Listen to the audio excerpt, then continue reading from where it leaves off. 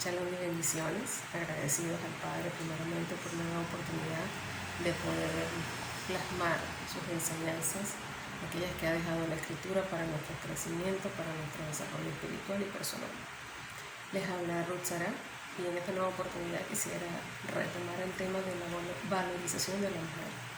Este es su espacio, Mujer Edifica tu Vida, y la intención es de portarles herramientas de manera que les puedan ayudar en su desarrollo, en sus roles y en todo lo que tenga que ver con el desarrollo de la mujer. Quisiera tomar inicialmente la cita que se encuentra en Éxodo 14:10, toda esa historia que vimos en algún momento del pueblo cuando salió de Egipto.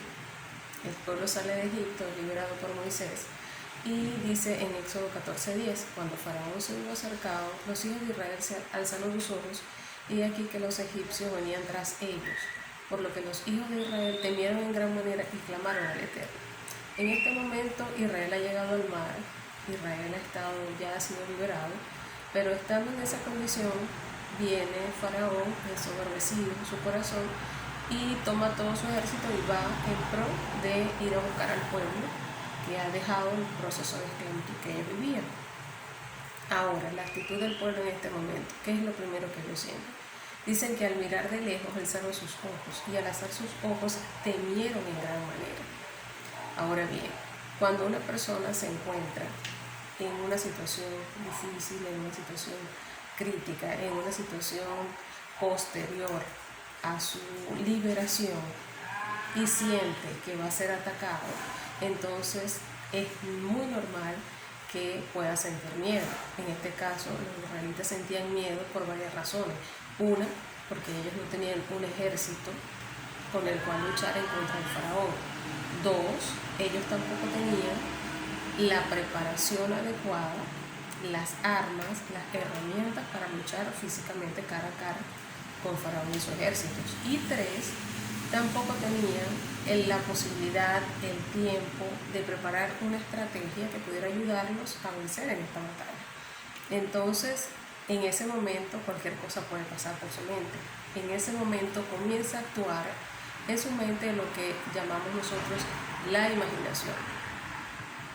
Entonces ellos empezaron a pensar todas aquellas cosas que le iba a suceder luego que Faraón llegara y los alcanzara.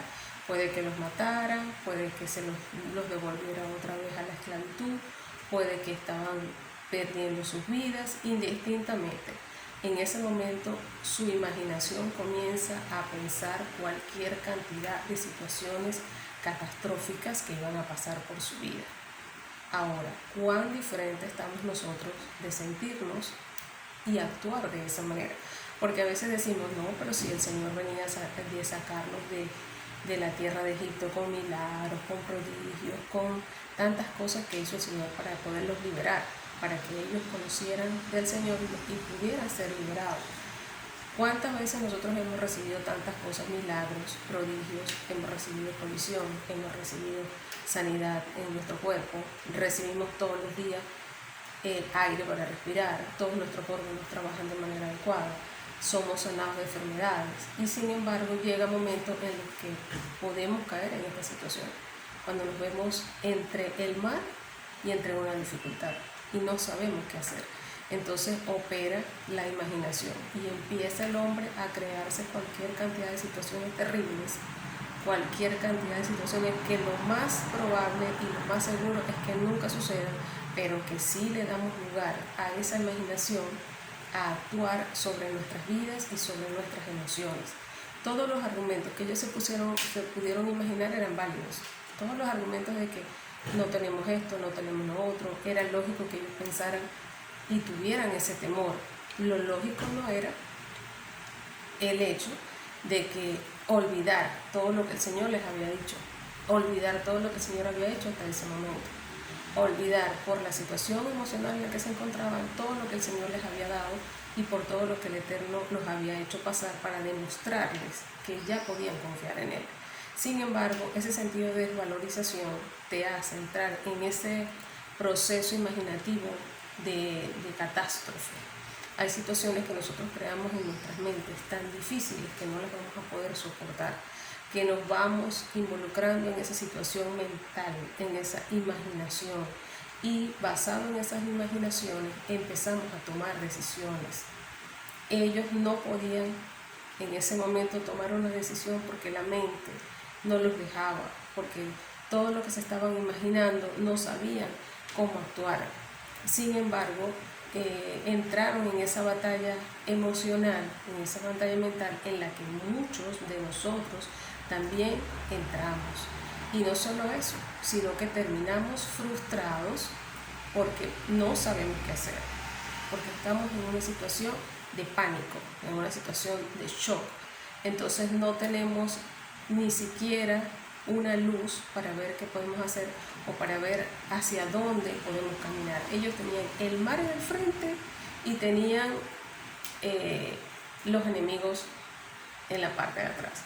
Entonces no se trata de que no confíes en el Eterno, no se trata de que ellos no tenían fe en ese momento, se trata de que su propia desvalorización, la propia sentido de que venían de ser esclavos, de venían de una posición que estaban acostumbrados a luchar, estaban como unos bebés y estaban en una condición de que no sabían cómo accionar, porque no tenían en ese momento una creencia en sí mismos.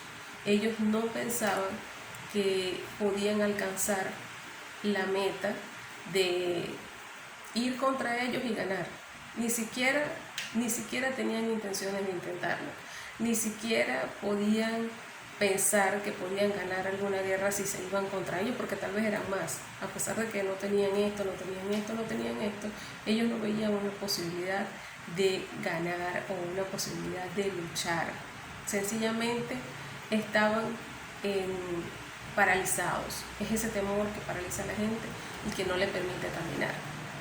Dice Jeremías 16:12b, porque he aquí que vosotros camináis cada uno tras la imaginación de su malvado corazón, no yendo al Eterno, no yéndome a mí, dice el Señor. Entonces, ¿qué sucede? Que esta imaginación a la que nosotros le damos lugar, este escenario que preparamos en nuestra mente, nos paraliza, como paralizó en ese momento al pueblo, y no le permite caminar en lo que el Señor ha establecido que debemos caminar. No le permite seguir adelante con las instrucciones que le da el Señor. ¿Por qué? Porque dice la palabra que no oyen al Señor. El estado de pánico en el que entran, no escuchan la voz del Señor. Dice que la palabra imaginación en hebreo es traducida de la palabra sherirut, y esa palabra traduce como un sentido torcido, como en el sentido de un pensamiento obstinado. Entonces, cuando te has caído en esa situación, tu pensamiento se obstina, pero no es lo bueno. Se obstina en lo que tú te estás imaginando que te puede pasar.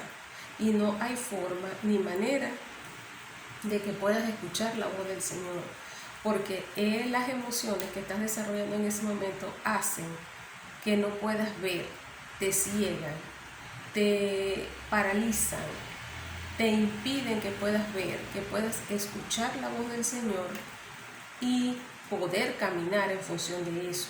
E inclusive esa misma imaginación te hace tomar decisiones de acuerdo a esas emociones que estás teniendo en ese momento.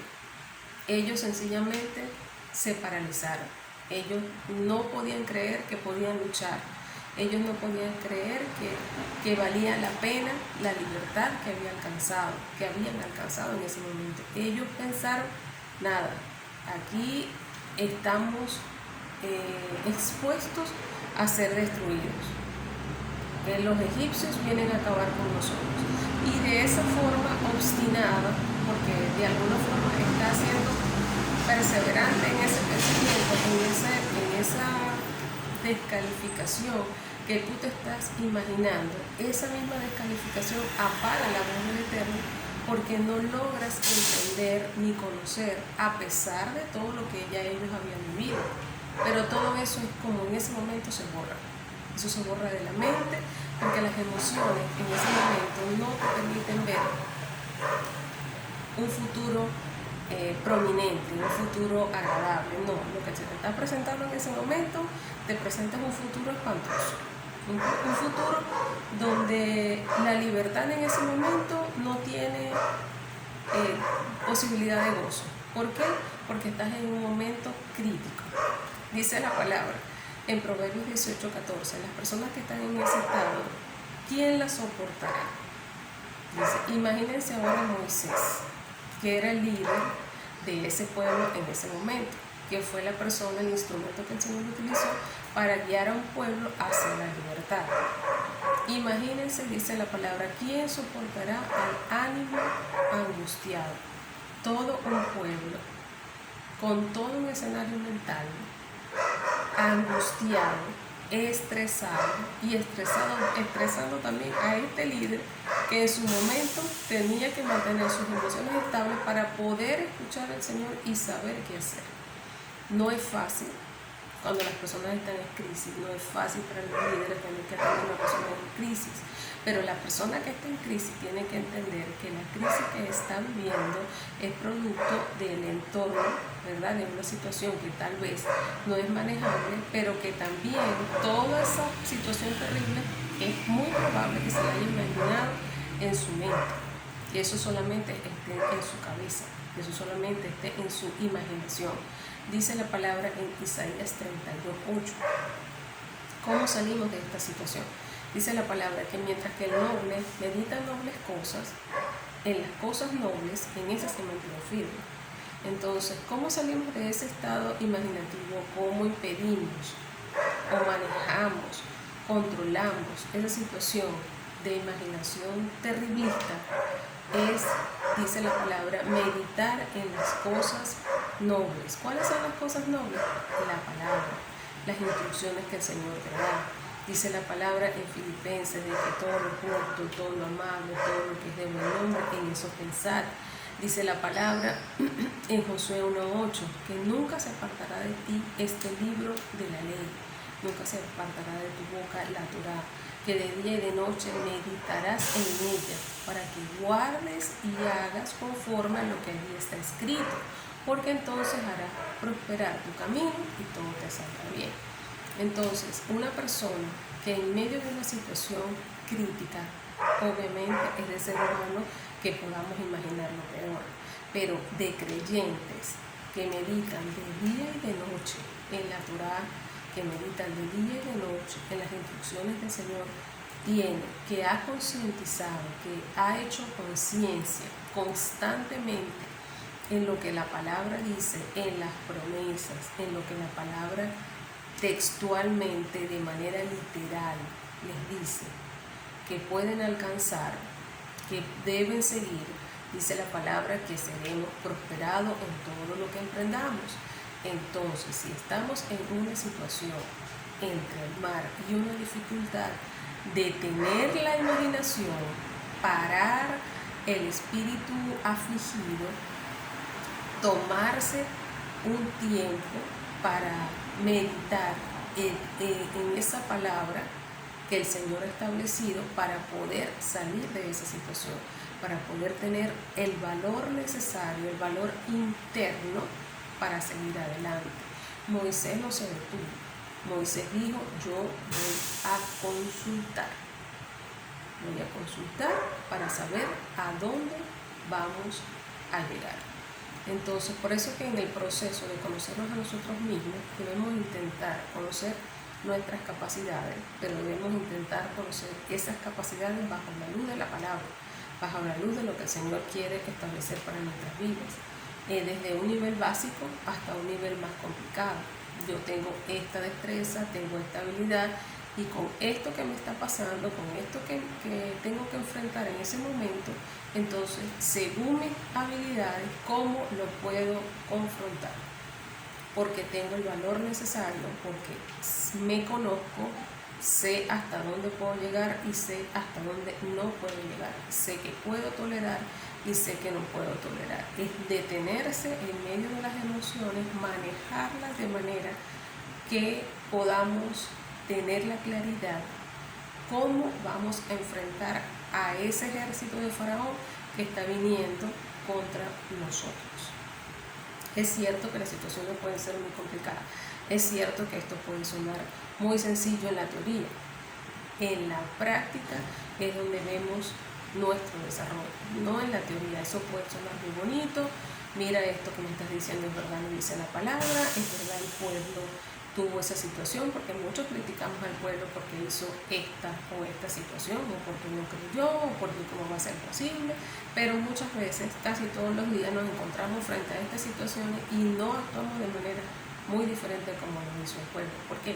Porque es parte de nuestra humanidad, es parte de ser así. El asunto es que cuando tú comienzas a conocerte a ti mismo, empiezas a valorarte, sabes de lo que eres capaz y sabes de lo que puedes lograr y sabes cómo enfrentar así estas situaciones que se te van a presentar en la vida. Vamos a ver otro punto de esta historia que nos cuenta en la palabra. Dice en Éxodo 14:11, y dijeron a Moisés: ¿no había sepulcros en Egipto que nos has sacado para que muramos en el desierto? ¿Por qué has hecho así con nosotros que nos has sacado de Egipto? Ahora fíjense aquí con esta pregunta. Primero, no había sepulcros en Egipto que nos han sacado para que muramos en el desierto. Ya ellos están asumiendo que van a morir. Ya ellos están asumiendo que el ejército vino a acabar con sus vidas. Ya ellos asumieron y dieron por sentado en esa batalla mental que ya ellos la perdieron. Ya en su imaginación, ya ellos perdieron la batalla. Segundo, ¿por qué has hecho así con nosotros? Que nos has sacado de Egipto. Es decir, tú estás cuestionando a la persona que el Señor utilizó para ayudarte a salir de una situación.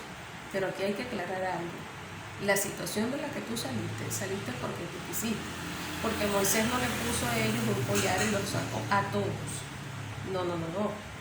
Moisés les planteó que el Señor los iba a liberar, que fueran a donde el Señor quería a servirles, donde el Eterno quería que fueran a servir.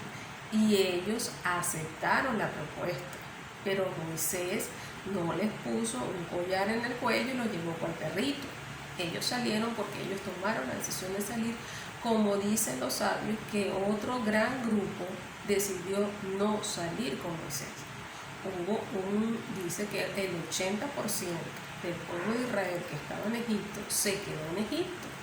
No quiso aceptar la propuesta que el Señor a través de Moisés les estaba dando, de la propuesta de libertad. Entonces, no puedes culpar a otras personas de las decisiones que tú ya tomaste. ¿Que te recibiste un consejo? Sí. ¿Que ellos te hicieron una propuesta? Sí. Pero si el mismo Eterno respeta el libre albedrío de cualquier ser humano, cuanto más el ser humano va a respetar el libre de otro. La decisión la tomaste tú. Tú saliste de donde saliste porque fue tu decisión. No es decisión ni responsabilidad de nadie más. Es tu responsabilidad la decisión que tomaste de salir de tu Egipto. ¿Que tienes un guía? Sí. ¿Que te plantearon una circunstancia? Sí. Pero saliste porque fue tu decisión. Más nadie es responsable ni culpable de lo que haya sucedido después de eso. Dice en Éxodo 14:12, ¿no es esto lo que te hablamos en Egipto, diciéndonos, déjanos servir a los egipcios? Es decir, que entonces ellos están cuestionando su propia libertad y están culpando a Moisés de la decisión que ellos tomaron. No te dije que nos dejaras allá, déjanos servir a Egipto. Es decir, déjanos ser esclavos. Permítenos vivir en la esclavitud que nosotros seguimos viviendo. Porque es que nosotros aquí estamos chéveres, estamos cómodos, a pesar de que ellos clamaron al Señor porque estaban siendo afligidos. Pero ellos en ese momento de aflicción, en ese momento crucial, en ese momento de prueba, en ese momento donde se ven atados, entonces comenzaron a cuestionar a Moisés como si Moisés era el culpable de la situación en la que ellos estaban. Entonces mejor nos hubiera sido quedarnos en Egipto sirviéndonos que morir nosotros en el desierto. ¿Por qué? Porque ya en su mente imaginativa ya estaban pensando que ellos iban a morir. Entonces, eso de estar culpando a los demás por nuestras responsabilidades, eso no es una persona que se valoriza. Una persona que se valoriza, que tiene valor propio, sabe y asume la responsabilidad de sus decisiones.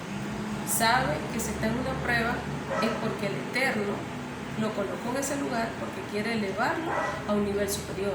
Pero no es la responsabilidad de ningún líder, de ningún ministro, que haya dado un consejo a alguien, asumir la responsabilidad de la equivocación o de la prueba que otra persona en ese momento esté viviendo.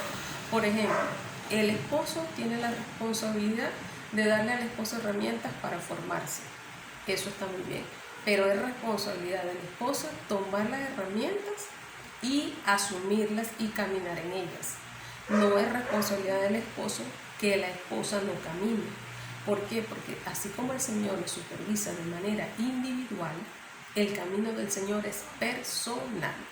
Dice la palabra en Deuteronomio: yo soy tu Elohim, yo soy tu Señor, yo soy tu Padre, para que me obedezcas a mí. Esto no es en combo nos preparamos, pero la decisión de seguir caminando, la decisión de buscar del Señor, la decisión de orar, la decisión de buscar de la palabra, la decisión de aprender, la decisión de crecer, es tuya, es mía, es de cada uno de nosotros buscar del Señor para crecer, desarrollarnos espiritualmente, buscar en su palabra. Un líder, como le dije, no tiene la responsabilidad de sobre las decisiones de las personas. Tiene la responsabilidad de dar un consejo, pero quien decide si lo toma o no lo toma es la persona. Y si toma el consejo, fue por su propio criterio, porque lo consideró, porque lo evaluó y pensó: este consejo que este ministro me dio es adecuado. Bien, dice la palabra que en la multitud de consejeros está la sabiduría. ¿Por qué? Porque cada consejero te puede dar un punto de vista desde la perspectiva que está viendo el problema, la situación o la prueba.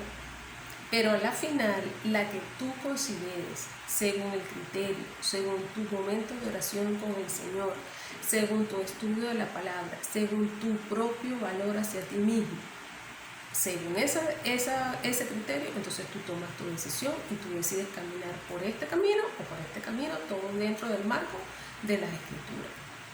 Entonces, el Eterno mismo plantea dos caminos. Él dice: te muestro el bien y te muestro el mal. Escoge el bien, pero muchos escogen el mal. ¿Por qué? Porque ese es su libre albedrío. Eso es lo que ellos deciden según su criterio y consideran que es el mejor camino. Entonces, no puedes decirle, como el pueblo le dijo a Moisés: por tu culpa estamos nosotros en esta situación. No, no es por la culpa tuya, es por tu responsabilidad. Tú decidiste salir de Egipto, asume tu responsabilidad, asume tu camino, asume tu desierto, asume tu prueba. Y tú verás en qué momento el Señor te va a sacar, el Señor sabrá qué de ese desierto necesitas pasar para aprender y crecer. Pero es tu responsabilidad, eso te da valor a ti mismo, porque fue tu decisión. Tú no puedes estar culpando a los demás, ni a otros, ni a tu esposo, ni a tus líderes, ni a tus padres, que ellos escogieron tal o cual carrera para que tú estudiaras. No, esa decisión la tomaste tú. Esa decisión la tomaste tú. Ellos te dieron un consejo, pero tú decidiste irte del país o irte a otra ciudad a estudiar, porque a ti te pareció que era lo mejor. O porque según el consejo de tu padre tú dijiste: oye, si mis padres tienen razón, yo lo voy a hacer. Pero porque tú lo decidiste, porque tú lo evaluaste, porque tú lo pensaste. Porque no hacerlo es de una persona floja, de una persona que es muy fácil echarle la culpa a los demás, es de una mentalidad de esclavos. Es decirle: no, yo voy a hacer lo que ustedes me digan porque según lo que ustedes dicen, eso es del Señor. No, esa es una mentalidad floja, una mentalidad de esclavo, una mentalidad de que es muy fácil culpar a otros y asumir la responsabilidad sobre la vida de otros en vez de asumir tu propia responsabilidad. Eso lamentablemente siempre te va a quitar valor. Le va a quitar valor a tus decisiones y le va a quitar valor a tu humanidad. Otro punto que resaltamos en este caso es que, aparte del temor que el pueblo sentía, también demostró que no quería luchar. Ellos no querían ir contra Faraón, ellos no querían entrar en esa lucha, porque ya ellos, como les dije anteriormente, ya ellos se consideraban perdidos. Pero también esa forma de cuestionar: ¿por qué no nos dejaste en Egipto? ¿Por qué nos sacaste? Es de alguna manera refleja la comodidad que ellos querían seguir viviendo, a pesar de que ellos estaban siendo golpeados, a pesar de que ellos estaban siendo maltratados, a pesar de que ellos estaban viviendo una esclavitud. Ellos tenían ciertos beneficios. ¿Cuáles eran los beneficios? Tenían los alimentos a la mano, tenían una vivienda, y tenían cierta posición, a pesar de que eran esclavos, ciertas comodidades, cierta estabilidad que te permite, de la que no quieres salir. Entonces cuando ellos le dicen a Moisés que por qué lo sacó, es porque ellos están demostrando que ellos querían seguir estando en esa estabilidad que les daba el hecho de estar en Egipto. Allá no tenemos que luchar, allá no tenemos que pelear, cuando lleguemos a la tierra prometida no tenemos que trabajar, no tenemos que arar la tierra, no tenemos que sembrar para luego cosechar los alimentos y poder moler y preparar todo lo que tenemos que preparar. No, yo mejor me hubiera quedado en Egipto, porque en Egipto es todo más fácil. En Egipto me dan todo, en Egipto yo tengo todo sin mucho esfuerzo, no me gusta más esta comodidad.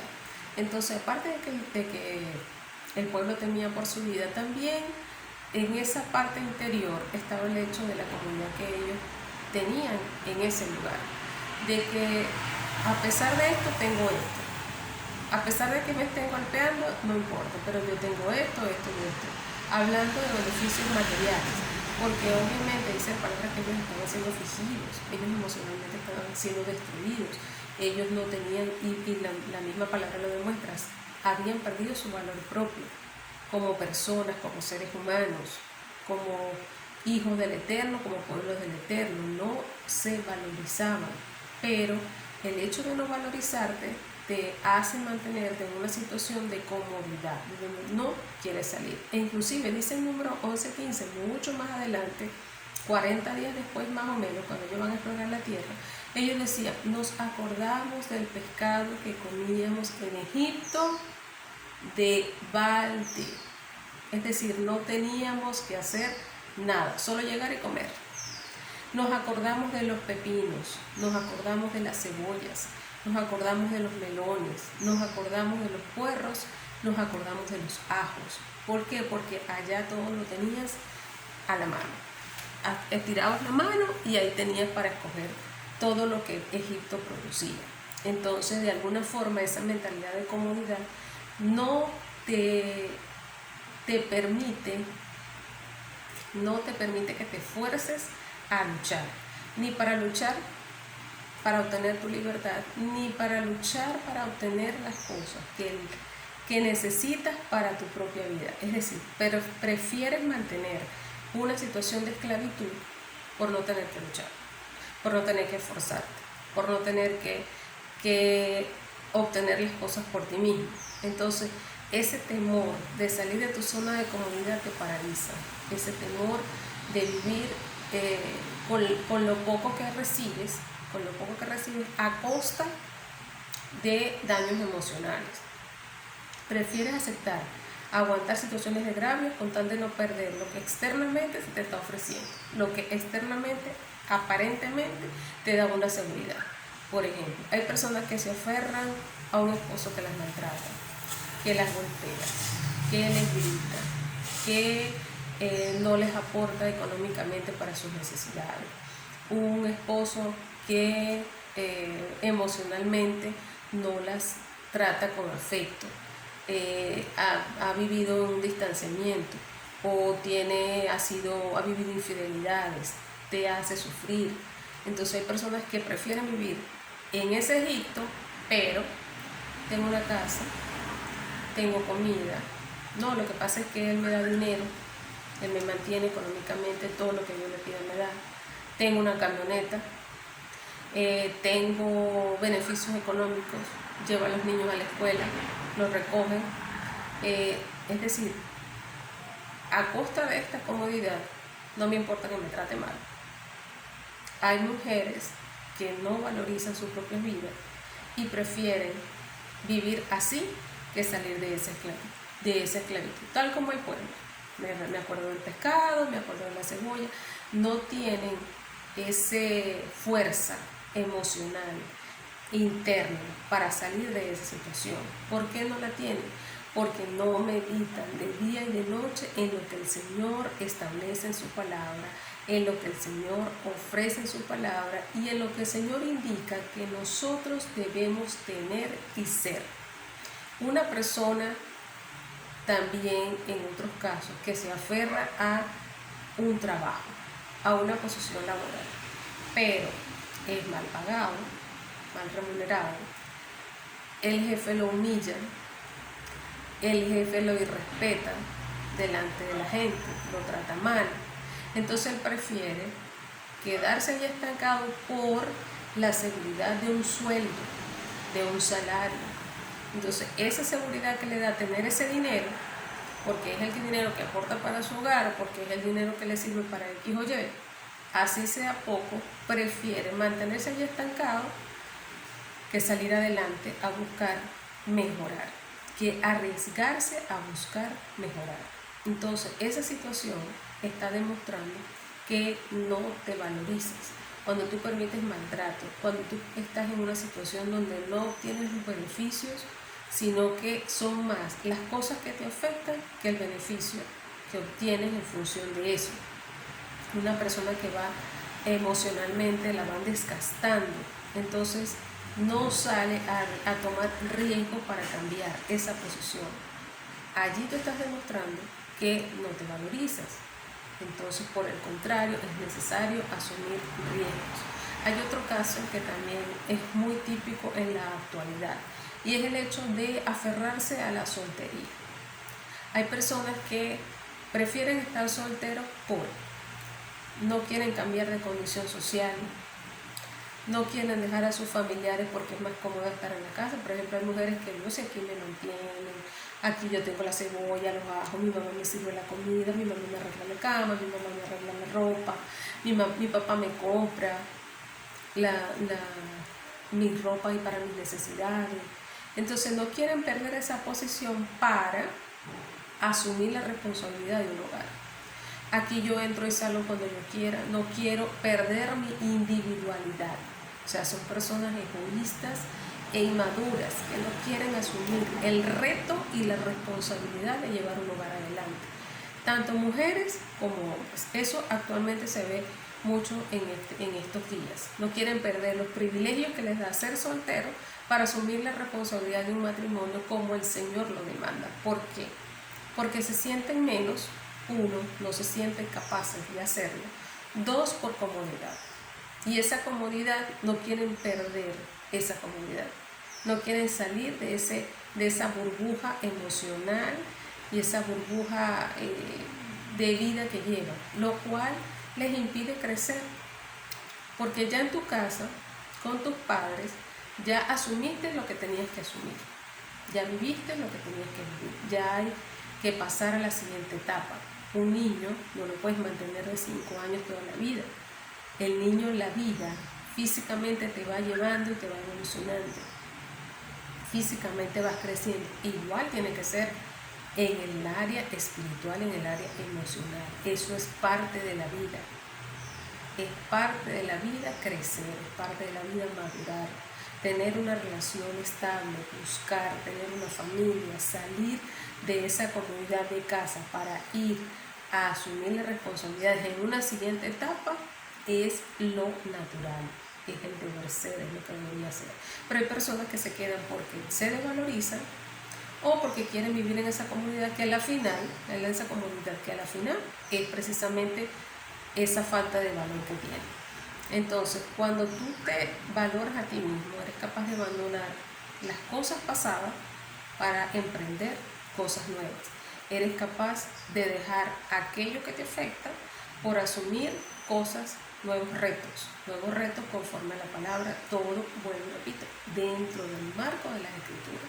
Porque el crecimiento siempre es dentro del marco de las escrituras.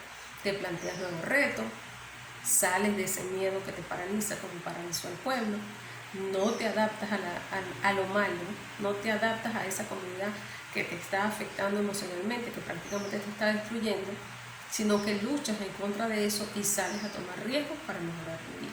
No quiero decir con esto que salgan corriendo hoy y dejen su trabajo, o salgan corriendo hoy y dejen a sus esposos o esposas, que salgan corriendo a casarse con el primero que encuentran para cambiar de la situación en la que está, porque de esa forma yo le voy a dar valor. No estoy diciendo eso, estoy diciendo que si estás en una situación de abuso físico, de abuso emocional, Si estás en una situación que tú consideras que no estás siendo beneficiado ni emocional, ni espiritualmente, ni físicamente, entonces toma la decisión de valorarte a ti mismo y buscar y arriesgarte y tomar responsabilidad sobre tu propia vida para tomar decisiones que te ayuden a mejorar esa condición. Tampoco estoy diciendo que en ese proceso no vas a tener pérdida. Por ejemplo, una persona que está, los 3 casos anteriores, que está en un trabajo estable, cuando esa persona abandona ese trabajo donde lo maltratan, ese mes no va a cobrar, ese mes no va a recibir sueldo, ese mes no va a recibir ese dinero del cual estaba acostumbrado. Entonces ahí tenemos una pérdida económica, la cual tenemos que estar conscientes que vamos a tener. Pero que a pesar de esa pérdida, así como el pueblo perdió la comodidad de tener en sus manos el pescado, los puerros, el ajo, la cebolla, igual la persona que asume el reto de salir adelante va a tener pérdidas. Una persona que toma la decisión de dejar un hogar donde es maltratada y abusada física o emocionalmente, va a tener pérdidas, ya no va a tener los mismos ingresos que tenía antes, ya no va a tener esa comodidad que tenía antes, pero bien vale la pena dejar aquello que te está afectando en pro de esperar, buscar y trabajar en función de tu crecimiento personal, pero también redunde eso en tu beneficio externo. Porque en todo este proceso lo más importante es que tú te puedas valorizar, que tú puedas crecer internamente y saber que cuando tomas una decisión es porque la decisión te va a llevar a un mejor lugar. Es que cuando saliste del desierto, cuando saliste de Egipto, como el pueblo, ibas a una tierra prometida, pero que en esa tierra prometida, entre una y otra, va a haber un desierto. Y en ese desierto pueden haber cosas tanto buenas como malas. Perdiste esto, es cierto, pero el Señor te suplió maná. Y durante 40 años el pueblo estuvo comiendo maná. Estuvo preparando maná. Dice la Escritura que lo molían y preparaban lo que ellos querían para comer. Lo que tortas o lo que ellos pudieran preparar con el maná. Eso dice la palabra. Entonces, en ese desierto tú recibías de manera sobrenatural la provisión, de manera que tú no tenías que hacer ningún esfuerzo tampoco, porque a pesar de que ya no comías en el desierto, no tenías pescado, ajo, cebollas y puerros y todo lo que tenías en Egipto, pero tenías alimentos. Tal vez no es la cantidad de alimentos que tenías cuando estabas en la esclavitud, pero tú no estás pasando una necesidad que te impida seguir adelante y que te impida crecer. En ese desierto estás viendo la provisión del Señor.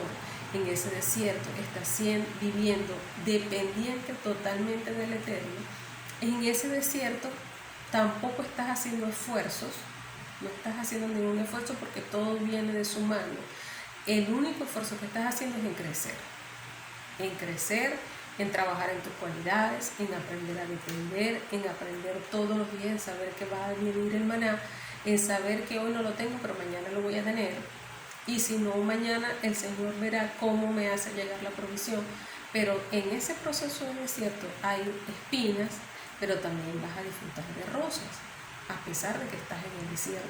Vas a tener el agua cuando el Señor te lleve al lugar donde está el agua. Vas a tener lo que necesitas y en ese proceso vas a tener el tiempo disponible también para seguir creciendo en el área emocional, en el área espiritual, en el área de tu valoración. Entonces tienes que saber y aceptar que en todo proceso de crecimiento vas a tener pérdidas. En todo proceso de crecimiento vas a tener, vas a pasar por ese desierto. Pero el Señor ahí también va a estar contigo. Dice la palabra que enviaba columna de noche de fuego y columna de día para que ellos estuvieran en un clima agradable, para que ellos no se tostaran. Aparte de eso dice que las ropas no se les envejecieron, los zapatos no se les acabaron. Durante 40 años estuvieron en la misma vestimenta y eso no se les acabó. Todo eso se vive en el desierto, pero tienes que aceptar que al cambiar una condición de otra vas a tener que dejar cosas atrás. esas cosas que te afectaban, esas cosas que te dañaban, esas cosas que emocionalmente no te permitían valorarte a ti mismo. Dejaste atrás un matrimonio funcional, pero estás en paz. Dejaste atrás un trabajo donde te maltrataban, pero estás en paz, estás en gozo, estás en tu desierto sabiendo que el Señor no te va a dejar ni te va a desamparar. Y el hecho de que tengas pérdidas en ese momento en lo que dejaste no significa que seas menos que nadie, ni que las oportunidades para ti se te acabaron. No, al contrario, mientras más adelante camines, mientras más adelante sigas transitando, el Señor va a ir abriendo puertas poco a poco. Poco a poco, de manera sobrenatural. Entonces, tenemos que aceptar que la calidad de vida que teníamos antes probablemente disminuya. Ya no podemos hacer esto, ya no podemos hacer lo otro. Como le dije antes, un desempleado ahora ya sabe que tiene que hacer ciertos ajustes para entonces poder vivir esa etapa del desierto. Igual en los matrimonios. Entonces, esa mentalidad de esclavo hay que dejarla en este proceso del desierto. Si ya salimos de la esclavitud, entramos en un proceso de libertad. Esas rutinas, esas costumbres, esos hábitos que teníamos en esa esclavitud, hay que comenzarlos a cambiar, hay que comenzarlos a mejorar, porque ya esos no resultaron. Ya este ambiente es otro, este entorno es otro. No puedes vivir estancado con los mismos hábitos, las mismas costumbres. Por algo el Señor te sacó de acá y te colocó acá en esta posición. Vas a pasar por ese momento de desierto, pero no te puedes estancar, ni siquiera enamorarte del desierto tampoco, ni quedarte en el desierto, no. Tienes que tomar las riendas de tu vida y comenzar el proceso de crecimiento. Porque esa mentalidad de insignificancia propia no te permite entonces poder llegar y luchar para alcanzar la tierra prometida. Estás en el desierto, allá va. No te puedes quedar ahí. No es para quedarte ahí y viviendo de la dependencia absoluta sin hacer ningún tipo de esfuerzo. En este momento estás en tu esfuerzo interno para entonces llegar a prepararte para luchar y alcanzar esa tierra prometida, para llegar a esa tierra prometida. Ahora, otra característica de una persona que vive una mentalidad de esclavo es el hecho de que no quiere aceptar las equivocaciones o las pérdidas. De las pérdidas ya hablamos, pero ahora de las equivocaciones, el hecho de que tú tomes una decisión y sientas que te equivocaste, porque tú no te permites equivocarte. ¿Por qué no te permites equivocarte? Porque tú te crees perfecto. ¿Por qué te crees perfecto? Porque a ti te da pena, te da vergüenza lo que puedan decir los demás. A ti te da vergüenza la desaprobación que puedas tener porque tomaste una decisión en la que te hayas equivocado. Porque tú saliste de un Egipto, ¿verdad? Y piensas que los demás tienen que aprobar tu decisión. Y no es así. Tú tienes que aceptar que sea en medio del desierto. Si tomaste decisiones inadecuadas o tomas decisiones inadecuadas para salir de esa esclavitud, tomaste la decisión.